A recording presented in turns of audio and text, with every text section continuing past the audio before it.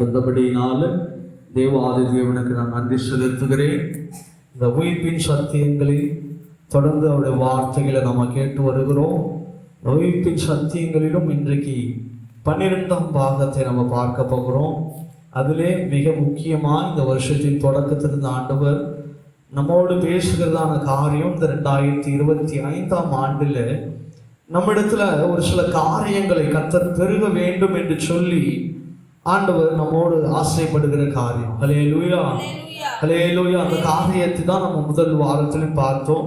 இந்த முதல் காரியத்தில் ஆண்டவர் விசுவாசத்தை குறித்து நம்மோடு பேசினார். போன வாரத்தில் இந்த விசுவாசத்தை குறித்து ஒரு 3 காரியங்களை ஆண்டவர் நம்மோடு பேசினால் அந்த 3 காரியங்களை நான் ஞாபகப்படுத்தி அடுத்த காரியங்களுக்காக நான் கடந்து செல்லுகிறேன். முதலாவது காரியம், அவரை விசுவாசிக்கிறதுனாலே நமக்கு பாவம் மன்னிப்பு பெறுகிறோம் என்று சொல்லி அப்போஸ்தலர் நடபடிகள் 10ஆம் அதிகாரம் 43ஆம் வசனத்தை நாம் வாசித்தோம். 2வது காரியம், அவரை விசுவாசிக்கிறதுனாலே நம்முடைய வாழ்க்கையில கர்த்தர் சமாதானத்தை தருகிறார் என்று சொல்லி ரோமர் 5ஆம் அதிகாரம் அதனுடைய முதல் வசனத்தையும், 3வது காரியம், அவரை விசுவாசிக்கிறவர்களுக்கு நித்திய ஜீவன் உண்டு என்று சொல்லி யோவான் எழுதின சுவிசேஷ புத்தகம் 1ஆம் அதிகாரம் அதனுடைய 36ஆம் வசனத்தை நாம் வாசித்தோம். ஹல்லேலூயா, ஹல்லேலூயா. இன்றைக்கும் ஒரு சில காரியங்களை ஆண்டவர் நம்மோடு இடைப்படுவாராக. நமக்கு கொடுக்கப்பட்டிருக்கிற அந்த நேரத்தில் குறித்த நேரத்தில் ஆண்டவர் நம்மோடு இடைப்படுவார். ஹல்லேலூயா. இன்றைக்கும் ஒரு 3 காரியங்களை குறித்து நம்ம பார்க்க போகிறோம். நேரம் இருந்தால் அடுத்த காரியங்களை நம்ம பார்ப்போம்.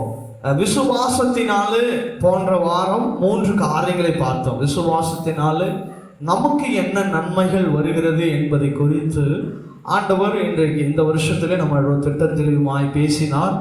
இன்றைக்கு 4வது காரியம் எடுத்தவர்கள் வாசிக்கலாம். யோவான் எழுதின சுவிசேஷ புத்தகம் 7ஆம் அதிகாரம் அதனுடைய 38 மற்றும் 39ஆம் வசனத்தை நாம் வாசிக்க கேட்கலாம். யோவான் எழுதின சுவிசேஷ புத்தகம் 7ஆம் அதிகாரம் அதனுடைய 38 மற்றும் 39ஆம் வசனத்தை நாம் வாசிக்க கேட்போம்.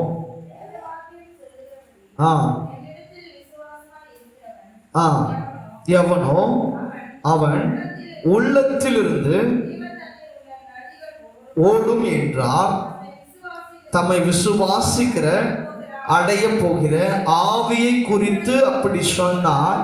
இயேசு இன்னும் மகிமைப்படாதபடியினால் பரிசுத்த ஆவி இன்னும் அருளப்படவில்லை. ஹல்லேலூயா, ஹல்லேலூயா. இன்றைக்கும் ஆண்டவர் சொல்லுகிறதான 4வது காரியம், என்னை விசுவாசிக்கிறவர்களுக்கு என்ன ஆகும், என்ன வரும் அப்படின்னா பரிசுத்த ஆவியை அவர் அருளுகிறவராய் காணப்படுகிறார். ஹல்லேலூயா.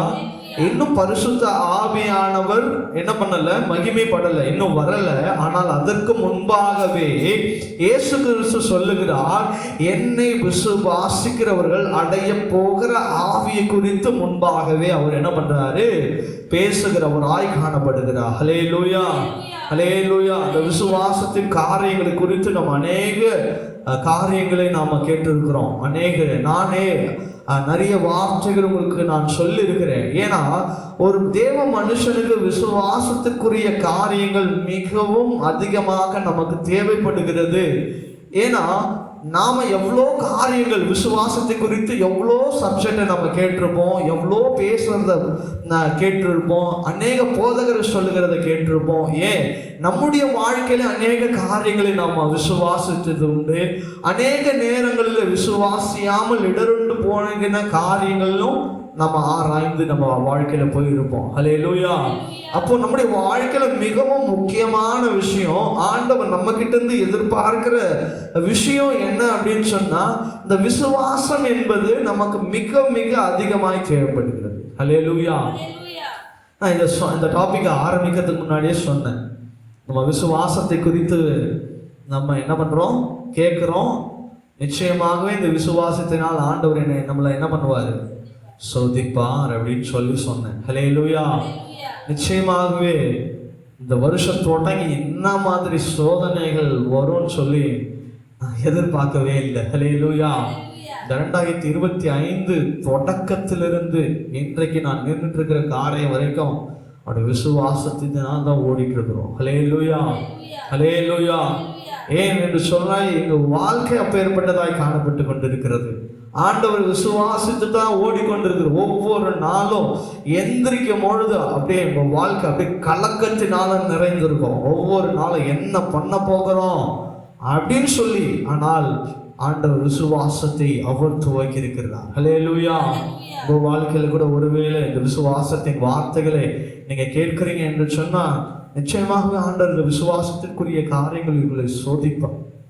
நிச்சயமாகவே நீங்க இந்த விசுவாசத்துல என்ன பண்ணணும்? உறுதி உள்ளவர்களாய் காணப்படணும். ஹல்லேலூயா. ஒரு காலகட்டத்தில் ஒரு சில நாள் ஆண்டவர் சொல்லியிருக்கிற, ஆண்டவர் என்னால என்ன பண்ண முடியல, என்னால முடியல ஆண்டவரே, நீங்க பார்த்துக்கோங்க அப்படின்ற ஒரு சூழ்நிலையெல்லாம் வந்துருச்சு. அப்பேற்பட்ட காரியங்கள் எல்லாம் நாங்கள் கடந்து வந்திருக்கிறோம் அந்த வருஷத்துல. ஆண்டவர் அப்படியாக விசுவாசத்துல அப்பேற்பட்ட சோதனை என் வாழ்க்கையில் இது வரைக்கும் அப்பேற்பட்ட காரியங்களை நான் என்ன பண்ணதில்லை, கண்டதில்லை, இனி நான் அப்படி காண போகிறதும் இல்லை. அப்பேற்பட்ட காரியங்கள் விசுவாசத்துல நிலைத்திருக்கோம். நான் சோர்ந்து போயிட்டேன், விசுவாசத்துல ஒரு மாதிரி உடைந்து போன ஒரு சூழ்நிலை. ஏன் இதை சொல்லுகிறேன் என்று சொன்னால், விசுவாசத்தை பேசுகிற, விசுவாசத்தில் நடந்து அதிலே பேசுகிற நாங்கள் என்ன பண்ணுறோம்? ஒரு சில நேரங்களில் என்ன பண்ணுகிறோம்? இடறுகிற காரியங்கள். ஸோ நீங்களும் இதில் விழாதபடிக்கு நீங்கள் என்ன பண்ணணும்? ஜாக்கிரதை உள்ளவர்களாய் உங்களை காத்துக்கொள்ளுங்க. ஹல்லேலூயா, ஹல்லேலூயா.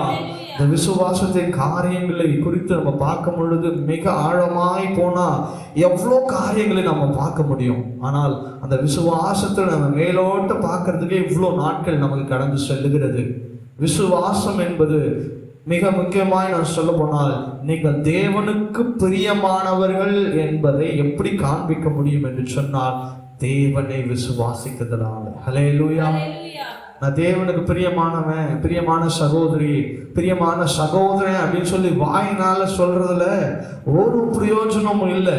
உங்க வாழ்க்கையில விசுவாச ஓட்டத்தினால் நீங்க ஓடணும். ஹல்லேலூயா, ஹல்லேலூயா. அப்போ அந்த மாதிரியான விசுவாசத்தில் நீங்க ஓடணும், பழகிக்கொள்ளணும். அப்போ உங்களுக்கு அந்த ஓட்டத்தில் நீங்க ஓடும் பொழுது, உங்களை பழகும் பொழுது நீங்க என்ன பண்ணணும்? அந்த விசுவாசத்துல என்ன பண்ண முடியும்? உறுதிப்பட முடியும் இல்லையா? ஒரு சின்ன வெயிட் நம்ம தூக்கி பழகினா என்ன ஆகும்? நாளடைவில் அந்த வெயிட் என்ன ஆயிடும்? நமக்கு தூக்குறதுக்கு ஈஸியாயிடும். அதே போலதான் விசுவாசத்துல நம்ம நடக்கும் பொழுது முடியாத விஷயங்களை நம்ம பழகி கொள்ளணும். நம்ம இருதயத்தை, இதுதான் என் வாழ்க்கை, இதுதான் என் காரியம் சொல்லி உங்களுடைய இருதயத்துல விசுவாசத்துல நீங்க என்ன பண்ணணும்?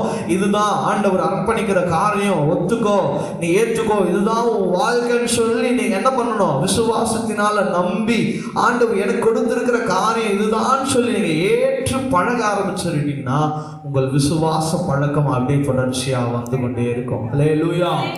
அதுதான் இங்க ஆண்டவர் சொல்றார், நீங்கள் அடைய போகிற ஆவியை குறித்து நீங்க அவரை விசுவாசித்தீங்கன்னா பரிசுத்த ஆவியானவர் உங்களுக்குள்ள காணப்படுவார். ஹல்லேலூயா, ஹல்லேலூயா. பரிசுத்த ஆவியானவர் உள்ள வந்துட்டாருன்னா அப்புறம் உங்களை அவர் என்ன பண்ணுவாரு? அவர் பார்த்துக்கொள்வார். நீங்க என்ன செய்யணும், நீங்க எங்க போகணும், எங்க போகக்கூடாது, என்ன பேசணும், என்னத்தை கேட்கணும், என்னத்தை பார்க்கணும், என்னத்தை சிந்திக்கணும், என்னென்ன காரியங்களை தேவனுக்கு பிரியமான காரியங்களை நம்ம செய்யணும், எந்தெந்த காரியங்கள் நம்ம செய்யும் போது தேவனுக்கு பிரியமில்லாம செய்கிறோமோ அதை எல்லாத்தையும் அவர் என்ன பண்ணுவார்? உங்களுக்கு சொல்லி கொடுப்பார். இன்னைக்கு நிறைய காரியங்கள்ல நம்ம எடுகிறதுக்கு காரணம் என்ன தெரியுமா? நம்முடைய வாழ்க்கையில பரிசுத்த ஆவியானவரை ஏற்றுக்கொள்ளாததுனால, இன்னும் ருசி பார்க்காததுனால இன்னைக்கு நிறைய காரியங்கள் நம்ம தவறுகிறோம் அப்படின்னு சொன்னா, வழி விலகி போகிறோம்னா அதுதான் காரணம், வேற ஒன்றும் காரணம் இல்லை. பரிசுத்த ஆவியானவர் உங்களுக்குள் வரும் பொழுது அதான் வசனம் சொல், நீங்க என்ன பண்ணுவீங்க?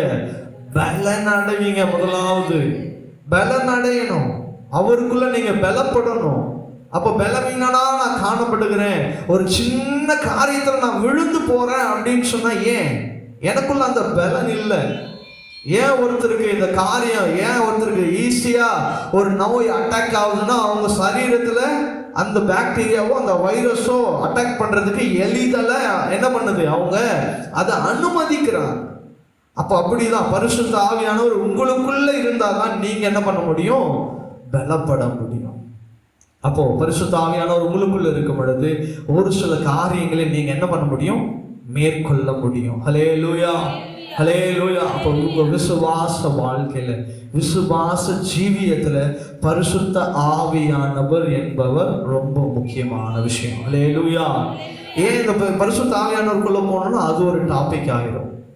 நான் அதுக்குள்ள போக விரும்பல. ஏன்னா அது என்ன ஆயிரும், விசுவாசத்தை விட்டு வேற இடத்துக்கு நம்மளை கொண்டு போயிடும். தேவ சுத்தமானால் பரிசுத்த ஆவியானவர் குறித்து வருகிற காலங்களை நம்ம பார்ப்போம். ஹல்லேலூயா. அப்போ இந்த பரிசுத்த ஆவியானவரை பெறுவதற்கு உங்களுக்குள்ள என்ன பண்ணணும்?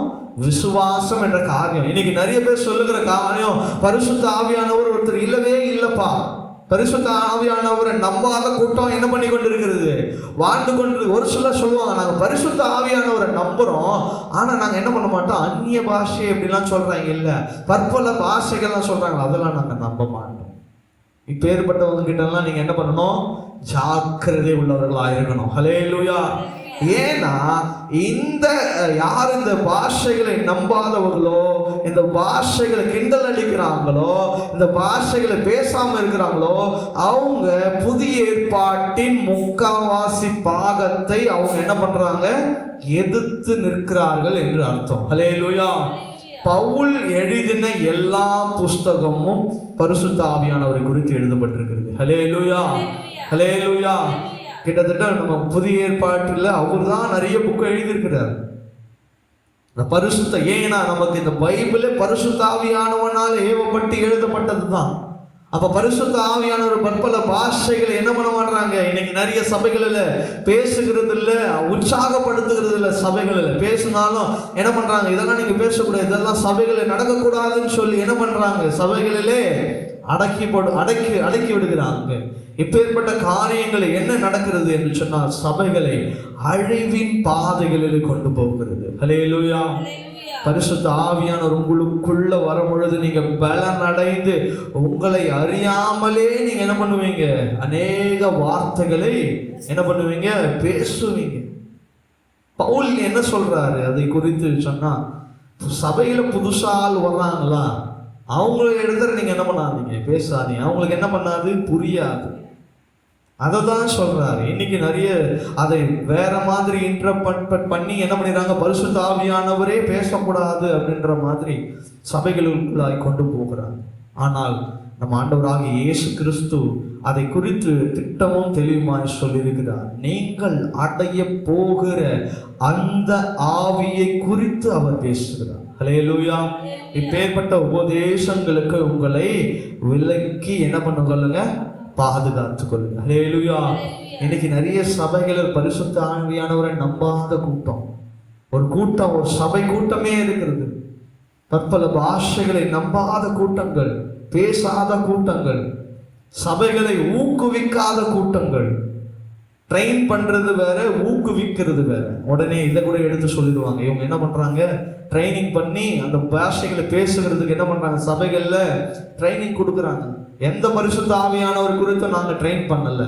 பரிசுத்த ஆவியானவர் உங்களுக்குள்ள வரும் பொழுது நீங்களே பலன் அடைவீங்க. நாங்க ஒரு பாஸ்டரோ இல்ல வேற யாரோ உங்களை ட்ரெயின் பண்ணணும்னு அவசியம் இல்லை.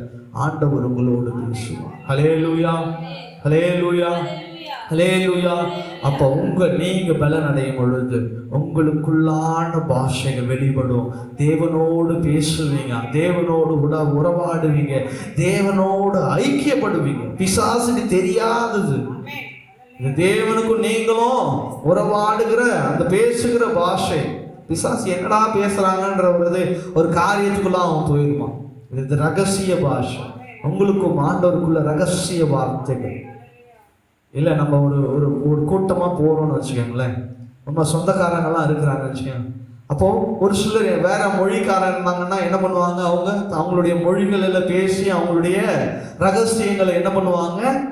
சொல்லி அந்த பேசிக்கொள்வோம். அது போலதான் ஆண்டவரோடு நீங்க உங்களுடைய காரியங்களை ஆண்டவர்கிட்ட சொல்லுகிறதான காரியம். ஹல்லேலூயா. ஹல்லேலூயா. அப்போ நீங்க அவரை விசுவாசிக்கிறதுனால பரிசுத்த ஆவியினால நிரப்பப்படுவீங்க. ஹல்லேலூயா. ஒருவேளை பரிசுத்த ஆவியானவர்னால எங்க நிரப்பப்படாம காணப்படுவீங்க என்று சொன்னா ஆண்டவர்கிட்ட கேளுங்க, ஏசப்பா எங்களுக்குள்ள நீங்க வாங்க, எங்களுக்குள்ள வாங்க, இந்த பரிசுத்த ஆவியை எனக்கு என்ன பண்ணுங்க, கொடுங்க. நாங்க என்ன பண்ணுவோம், அதனால பலப்படுவோம், அதனால எச்சரிக்கை ஊட்டப்படுவோம், அதனால நாங்க என்ன பண்ணுவோம், தவறான பாதையில் போகாததுக்கு நாங்க என்ன பண்ணணும், அவர் எங்களை தடுத்து நிறுத்துவார் என்று சொல்லி நாம நம்ப முடியும். ஹல்லேலூயா, ஹல்லேலூயா. அப்போ அவரை விசுவாசிக்கிறதுனால நமக்கு என்ன வருது, பரிசுத்த ஆவி நமக்குள்ள வருது. அவரை விசுவாசிக்கலாம், பரிசுத்த ஆவியானவர் உங்களுக்குள்ள காணப்பட மாட்டார். இயேசுவை நம்பினீங்கன்னா தான் உங்களுக்குள்ள பரிசுத்த ஆவியானவர் வருவார். ஹல்லேலூயா, ஹல்லேலூயா. 5வது காரியம், கலாத்தியர் 3ஆம் அதிகாரம், கலாத்தியர் 3ஆம் அதிகாரம் அதனுடைய 26ஆம் வசனத்தை நாம் வாசிக்க கேட்போம். கலாத்தியர் 3ஆம் அதிகாரம் அதனுடைய 26ஆம் வசனத்தை நாம் வாசிக்க கேட்போம். விசுவாசத்தினாலே தேவனுடைய புத்திரராய் இருக்கிறீர்கள். ஹல்லேலூயா. 5வது காரியம், விசுவாசிக்கிறதுனால நமக்கு என்ன காரியம் வருது என்று சொன்னால், அவருடைய புத்திரராக மாற்றப்படுகிறோம். ஹல்லேலூயா, ஹல்லேலூயா. நாம யாரா இருக்கிறோம், ஏசப்பாவுடைய பிள்ளையாக மாற்றப்படுகிறோம். எதனால? அவரை நம்புகிறதுனால, அவரை விசுவாசிக்கிறதுனால, அவரை நீங்க சொந்த ரட்சகராக ஏற்றுக்கிறதுனால. ஏன் நீங்க ரட்சிக்கப்பட்ட உடனே உங்களுக்குள்ள ஒரு விசுவாச அறிக்கை செய்யணும் அப்படின்னு சொல்றாங்கன்னா, அவங்க நாவினால் அறிக்கை செய்யும் பொழுதுதான் நீங்க என்ன பண்றீங்க, அவரை ஏற்றுக்கொள்ளுகிறீங்க என்று அர்த்தம். ஹல்லேலூயா. இந்த கோர்ட்ல எல்லாம் பார்த்தீங்கன்னா சொல்லுவாங்க இல்லையா, ஒரு சிலர் அதுக்காகவே வச்சிருப்பாங்க, நீங்க சொல்வதெல்லாம் உண்மையை தவிர ஒன்றும் இல்லை. அதே போலதான் நாம இயேசு கிறிஸ்துவை ஏற்றுக்கொண்டோம் என்று சொல்லி நம்முடைய நாவினால என்ன பண்ணோம், அறிக்கை செய்யும் பொழுதுதான் அவருடைய பிள்ளையாக நீங்களும் நானும் மாற்றப்படுகிறோம். ஹல்லேலூயா. விசுவாசிக்கிறது மாத்திரம் அல்ல, நான் ஏசப்பாவை விசுவாசிக்கிறேன், ஆனா என் வாயில ஏசப்பான்ற வார்த்தை வராது, அப்படி அல்ல. என் இருதயத்தில் முதலாவது நான் விசுவாசிக்கிறோம், ஏசப்பாவை என் சொந்த ரட்சகரா மாற்றுக்கணும். என் இருதயத்தில் ஏசப்பாவை நான் விசுவாசிக்கணும், அவர் தான் என் சொந்த ரட்சகர், அவர் தான் என் தகப்பன், அவர் தான் என் எல்லாமே சொல்லி இருதயத்தில் முதலாவது விசுவாசிச்சுட்டு அடுத்து என்ன பண்ணணும், வாயினால் அறிக்கை செய்யணும். அவைகளை நீங்க என்ன பண்ணணும், அறிக்கை செய்யணும். இயேசுதான் என் சொந்த ரட்சகர். அப்பொழுதுதான் நீங்கள் இயேசு கிறிஸ்துவை முழுமையாக ஏற்றுக்கொண்டீர்கள் என்று அர்த்தம். ஹல்லேலூயா, ஹல்லேலூயா, ஹல்லேலூயா. அவரை அறிக்கை செய்து அவருடைய பிள்ளைகளாக நீங்களும் நானும் மாற்றப்படணும். ஆங்கிலத்தில் சொல்ல போனா இதை சன்ஷிப்னு சொல்லுவாங்க. அதாவது அவருக்கும் நமக்கும் இல்லை, ஒரு பிள்ளைக்குரிய அர்த்தம் அப்படின்னு, பிள்ளைக்குரிய அடையாளம் என்று சொல்லி சொல்லலாம். அப்போ அவரை நீங்க விசுவாசிக்கிறதுனால அவருடைய புத்திரராக நீங்க மாற்றப்படுகிறீங்க. ஹல்லேலூயா, ஹல்லேலூயா. ஏசப்பாவோட பிள்ளை அப்படின்றது நமக்கு ஒரு அங்கீகாரம் இல்லையா. நீங்க ஒண்ணுமே இல்லாதவன், நீ ஏழை, நீ ஒன்றுத்துக்கும் உரையாகுவன் அப்படின்னு சொல்லி இந்த உலகம் சொல்லும். ஆனால் ஆண்டவர் சொல்றார், நீ என்ன விசுவாசித்தா இந்த எல்லா காரியம் மாறிடும். என்ன மாறிடும்? நீ ஒன்றுத்துக்கு உதவாதவன், நீ உருப்படாதவன், ஏழை, பிச்சைக்காரன், எல்லா சூழ்நிலையும் மாறி என்ன விசுவாசித்து அறிக்கை செய்யும் பொழுது நீ எல்லாவற்றையும் விட்டு என்ன மாறுற, என் பிள்ளையாக மாற்றப்படுகிற. ஹல்லேலூயா. இது இந்த உலகம் கொடுக்கக்கூடாத ஒரு சர்டிபிகேட் நம்ம ஆண்டவர் கொடுக்கிறார். ஹல்லேலூயா. இதெல்லாம் எப்படி வரும் அப்படின்னு சொன்னா, அவரை விசுவாசிக்கிறதுனால, அவரை நம்புகிறதுனால, அவரை தேடுகிறதுனால. நீங்க ஒருவேளை உங்க விசுவாசம் என்ற காரியம் ஒருவேளை லேசா எடுத்துக்கலாம். இன்னைக்கு நிறைய பேர் அந்த மாதிரி எடுத்துக்கொள்கிறதுனாலதான் நம்ம விசுவாச ஜீவியத்துல இடருண்டு எப்படியாவது பிசாசு நம்மளை என்ன பண்ணிடலாம், கீழே தள்ளிடலாம். ஒரு திங்கக்கிழமையில நல்லா இருக்கிற மாதிரி இருக்குது, செவ்வாய்க்கிழமையில கொஞ்சம் சோர்வு அடைகிற மாதிரி இருக்குது, புதன்கிழமை அப்படியே கொஞ்சம் தள்ளாடுற மாதிரி இருக்குது, வியாழன் வெளியில அவ்வளவுதான் அப்படியே படுத்துடும். விசுவாச ஜீவி காணப்படுறது இல்லை. திருப்பி சனிக்கிழமை வர்றது, ஞாயிற்றுக்கிழமை வந்து ஆண்டவர் சமூகத்தில் உட்கார்ந்து அழுவது, ஆண்டவரே நான் இந்த தப்பெல்லாம் செஞ்சுட்டேன், இந்த பாவெல்லாம் செஞ்சுட்டேன், உங்களை நம்பாம போயிட்டேன். இது அல்ல உங்களுடைய விசுவாச வாழ்க்கை, உங்களுடைய இது விசுவாச ஜீவியம் இது கிடையாது. என்ன நேர்ந்தாலும் நான் என்ன பண்ணுவேன், உறுதியாய் ஆண்டவரை பிடிச்சு கொள்வேன். எல்லாரும் ஆண்டவர் விசுவாசம் எல்லாருமே ஒரு காலத்துல இடருண்டு போகிறாங்க தான். அதே பழக்க வழக்கங்கள்லாம் நம்ம வச்சுக்க கூடாது. இடருண்டு போய் ஆண்டோட சமூகத்துல மன்னிப்பு கேட்கறதுல ஒரு பிரயோஜனம் அல்ல. நம்மை ஒரு சில காலகட்டத்துக்கு பிறகு நம்ம என்ன பண்ணிக்கொள்ளணும், மாற்றிக்கொள்ளணும். அப்போ அந்த விசுவாச ஜீவியத்துல நான் என்ன பண்ணணும், அதிகமாய் வளரணும். விசுவாசத்தின் அநேக வார்த்தைகளை நான் கேட்கணும். அதுதான் கடந்த வார்த்தையில் ஆண்டவர் நம்மோடு பேசினார். விசுவாச வார்த்தைகளை கேளுங்க. விசுவாசத்தினால் பேசுகிறவங்களோடு நீங்க என்ன பண்ணுங்க, ஐக்கியப்படுங்க. ஒருவேளை நீங்க பேசுறவங்க வந்து விசுவாசத்தை குலைக்கிறவர்களா இருக்கிறாங்கன்னா அவங்கள விட்டு நீங்க என்ன பண்ணிடுங்க, தூரமா போயிருங்க. அவங்களோட நீங்க பேசணும்னு ஒரு அவசியம் இல்லை. அவங்களால உங்களுக்கு என்ன பிரயோஜனம் வந்தாலும் சரி, எவ்வளவு ஆயிரம் வந்தாலும் சரி, எத்தனை லட்சம் வந்தாலும் சரி, எத்தனை கோடி வந்தாலும் சரி, ஆனால் அவங்களால உங்களுடைய விசுவாசம் குலையுது என்று சொன்னா அவங்கள விட்டு நீங்க தூரம் வந்துடுங்க. ஹல்லேலூயா, ஹல்லேலூயா. ஏன்னா பணமோ பொருளோ மனுஷனோ பாஸ்டரோ உங்களை பரலோகத்துக்கு கொண்டு போக முடியாது. ஹல்லேலூயா, ஹல்லேலூயா. உங்களுடைய விசுவாசம், அவரை நம்புகிற நம்பிக்கை தான் உங்களை பரலோகம் கொண்டு போக முடியும். ஹல்லேலூயா, ஹல்லேலூயா. ஒருவேளை நீங்க நம்பி இருந்தீங்கன்னா உங்க நம்பிக்கையை மாத்திக்கோங்க. விசுவாசமா எங்க பாஸ்டர் எப்படியாவது ஏசப்பா கிட்ட போராடி எப்படியாவது எங்களை என்ன பண்றாரு, சண்டை போட்டாவது பரவாயில்ல. நீ நிறைய கூட்டம் அப்படிதான் நம்பிட்டு இருக்குது, எங்க பாஸ்டர் கூட்டு போயிடுவார். பாஸ்டரே போவாரான்னு எனக்கு தெரியாது. ஹல்லேலூயா. ஏன்னா அவருடைய கரத்தில் எல்லாமே இருக்கிறது. உங்களை ஆயத்தப்படுத்திக் கொள்ளுங்க, உங்களை தகுதிப்படுத்திக் கொள்ளுங்க. முடிஞ்ச வரைக்கும் விசுவாசத்தில் உங்களை காத்துக்கொள்ளுங்க. ஹல்லேலூயா. விசுவாசத்துல எவ்வளவு நீங்க வளர்றீங்களோ அந்த விசுவாசம், அந்த நம்பிக்கை, அந்த காரியம் தான் உங்களை ஆண்டவரிடம் கொண்டு போய் சேர்க்கும். ஹல்லேலூயா, ஹல்லேலூயா. அப்போ விசுவாசத்துல நமக்கு என்ன காரியங்கள், ஐந்தாவது காரியம் என்று சொன்னால் அவரை நம்புகிறதுனால நாம் அவருடைய பிள்ளைகளாக மாற்றப்படுகிறோம். ஹல்லேலூயா, ஹல்லேலூயா. கடைசி காரியம் 1 யோவான் 5ஆம் அதிகாரம், 1 யோவான் அதனுடைய 5ஆம் அதிகாரம் அதனுடைய 4ஆம் வசனத்தை வாசிக்க கேட்போம். 1 யோவான் 5ஆம் அதிகாரம். தேவனால் பிறந்ததெல்லாம் உலகத்தை ஜெயிக்கும், நம்முடைய விசுவாசமே உலகத்தை ஜெயிக்கிற ஜெயம். ஹல்லேலூயா, ஹல்லேலூயா. கடைசி இந்த விசுவாசம் என்ன பண்ணும்னா இந்த உலகத்தை உங்களை ஜெயிக்க வைக்கும். ஹல்லேலூயா. இன்னைக்கு நிறைய பேர் அதுதான் போராடி, எப்படியாவது இந்த உலகத்துல ஜெயிச்சிடணும், எப்படியாவது காரியத்துல நான் ஜெயம் எடுத்துடணும், எப்படியாவது இதுல இருந்து நான் வெளியே வந்துடணும். உங்க வாழ்க்கை என்னன்னா அவரை விசுவாசிங்க, ஜெயமானது காரியங்களை தேடி வரும். ஹல்லேலூயா, ஹல்லேலூயா, ஹல்லேலூயா. குதிரை இத்தனை நாளுக்கு ஆயத்தமா இருக்கும், ஜெயமோ கர்த்தரால் வரும். ஹல்லேலூயா. ஜெயம் என்பது அவர் கரத்தில் இருக்குது, வெற்றி என்பது அவர் கரத்தில் இருக்கிறது. நீங்க போராடுங்க, நம்புங்க, விசுவாசிங்க, அவரை உறுதியாய் பிடிச்சு கொள்ளுங்க. ஹல்லேலூயா. ஓட்ட பந்தயத்துல ஓடுறது உங்களுடைய கடமை. ஆனா எப்படி ஓடணும், ஒழுங்கின்படி ஓடணும். ஒழுக்கம் இல்லாமல் இந்த பக்கமோ அந்த பக்கமோ, இந்த ஆசை, இந்த பாசம், இந்த பந்தம் உங்களை பரலோகத்துக்கு கொண்டு போகாது. நேரா இயேசு கிறிஸ்து இருக்கிறாரா அவரை பார்த்து ஓடுங்க. உங்களுக்கு என்ன ட்ராக் வச்சிருக்கணும் அந்த ட்ராக்ல தான் நீங்க ஓடணும். அவன் வாழ்க்கை நல்லா இருக்குதே, அவனை போல நான் வாழ்ந்து பார்க்கலாம் அப்படின்னா அது ஒன்று பரலோகத்துக்கு கொண்டு போகாது. உன் வாழ்க்கை இப்படிதான் இருக்கணும்னு ஆண்டவர் வச்சிருக்கிறாரா, அதுதான் உன்னை பரலோகத்துக்கு கொண்டு போவோன்னு சொல்லி அதை ஆண்டவர் வச்சிருக்கிறார். அதன்படி ஓடு.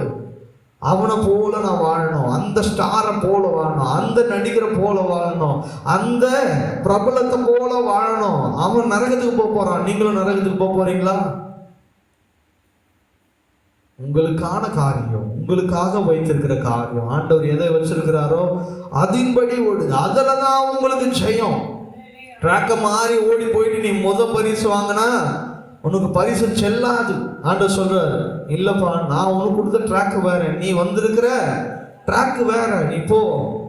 அந்த தீவெட்டியை வச்சிருந்தவங்க எல்லாம் சொன்னாங்கல்ல, ஆண்டவர் அவங்க ஆயத்தப்படாதவங்களை பார்த்து என்ன சொல்லுவார், நீங்க யாருன்னே எனக்கு தெரியாதுன்னு சொல்லுவார் ஆண்டவர் இல்லையா? அந்த மாதிரி தான் நீங்க ஆயத்தப்படாம இருந்தீங்கன்னா ஆண்டவர் உங்களுக்கு எனக்கு தெரியாது, நீங்க யாருன்னே எனக்கு தெரியலையாப்பா அப்படின்னு சொல்லுவார். அப்போ உங்கள் விசுவாசத்தின்படி உங்க காரியங்கள் படி நீங்க ஓடுங்க. ஹல்லேலூயா. யாரையும் பார்த்து ஓடாதீங்க. இவன் வாழ்க்கை நல்லா இருக்கு, அவன் ஜீவியம் நல்லா இருக்கு, அவனை போல வாழ்ந்தா நல்லா இருக்கும், அவனை போல இருந்தா நல்லா இருக்கும். தேவையே இல்லை. நமக்கு எதுக்கு அடுத்தவனுடைய வாழ்க்கை? ஆண்டவர் எனக்கு என்ன வச்சிருக்கிறாரோ அதன்படி ஓடும். ஹல்லேலூயா. லோத்து அதுதான் பண்ணான். ஆஹா, கண்ணுக்கு நலமா இருக்குது, இதுதான் சூப்பராக, அந்த ஊருக்கு போய் நம்ம என்ன பண்ணிடலாம், வாழ்ந்துடலாம். ஓகே ஆண்டவர் போ, கிராண்டட் ஒன்று குடிச்சிட்டாரு. ஆனா ஆபிரகாம் போனது ஒன்றுமே இல்லாது. ஹல்லேலூயா. ஆனால் உருவாக்கினார். என்ன பண்ணாரு? அவனுக்கு தேவையானது எல்லாவற்றையும் அவனுக்கு உருவாக்கி கொடுத்தார். ஹல்லேலூயா. ஒருவேளை உங்க வாழ்க்கை வனாந்தரம் போல இருக்கலாம், காணப்படலாம், ஆனால் ஆண்டவர் உருவாக்குவார். நீ காத்திருக்கணும், அவருடைய சமூகத்துல விசுவாசிக்கணும், நம்பணும். ஆனா கடைசியில என்ன ஆச்சு தெரியுமா? லோத்து ஆசீர்வாதம் தன் கண்களுக்கு நலமானது என்று சொல்லி ஓடினானோ அந்த இடத்தை விட்டு திரும்பி ஓடி வந்தான். ஹல்லேலூயா. ஹல்லேலூயா. நீங்களும் அப்படிதான். ஆண்டவர் சொல்றாரு, ஒருவேளை நீங்களும் உங்க கண்களுக்கு நலமானது, இது நல்லா இருக்குதுன்னு சொல்லி ஓடிட்டீங்கன்னா, எதை நம்பி ஓடினீங்களோ அதுவே வேணாம்னு சொல்லி நீங்க ஓடி வருவீங்க. ஹல்லேலூயா. ஹல்லேலூயா. அப்ப உங்க விசுவாசம் ஆண்டவரை நம்பணும். அதுதான் உங்களுக்கு ஜெயத்தை கொடுக்கும். ஆண்டவர் எதை கொடுத்தாலும் நல்லதுன்னு சொல்லி நம்புங்க, விசுவாசிங்க. எதை ஆண்டவர் கொடுத்தாலும் என் நல்லதுக்கு தான் ஆண்டவர் கொடுத்திருக்கிறார். இந்த சூழ்நிலை கொடுத்திருக்கிறாரா, நல்லது. அதுதான் நாங்கள் விசுவாசத்து அறிக்கை செய்து ஒவ்வொரு நாளும் செய்து கொண்டிருக்கிறோம். அதன்படி நீங்க செய்யுங்க. ஆண்டவருடைய வசனத்தை சொல்லுங்க, ஆண்டவரே நிச்சயமாகவே முடிவு உண்டு. நம்பிக்கை நாங்கள் தினம் தினம் சொல்லுகிற வார்த்தை அதுதான். எந்திரிச்ச உடனே ஆண்டவர் சொல்ற வார்த்தை, நிச்சயமாகவே முடிவு உண்டு. ஆண்டவர் என்ன பண்ண மாட்டார், என்னை கைவிடவே மாட்டார். இந்த சூழ்நிலை என்னை மேற்கொள்ளாது, இந்த காரியம் என்னை மேற்கொள்ளாது. ஏன்னா நிச்சயமாகவே ஆண்டவர் என்ன பண்ணுவாரு, முடிவை தரப்போகிறார். என் தேவனுடைய கரத்துல வெற்றி உண்டு. அந்த வெற்றியை நாம ஜெயமாய் மாற்ற வேண்டும் என்று சொன்னால் அவர் நமக்கென்று வைத்திருக்கிற காரியத்தில் ஓடுவோம், விசுவாசிப்போம், நம்புவோம். கர்த்தர் பெரிய காரியங்களை செய்வார். விசேஷமாக உங்கள் விசுவாசத்தை நீங்க காத்துக்கொள்ளுங்க. கர்த்தர் உங்களுக்கு ஜெயமான காரியத்தை செய்வார். கர்த்தர் தாமே இந்த வார்த்தைகளை ஆசீர்வதிப்பாராக. நம்ம எல்லாம் கண்களை மூடி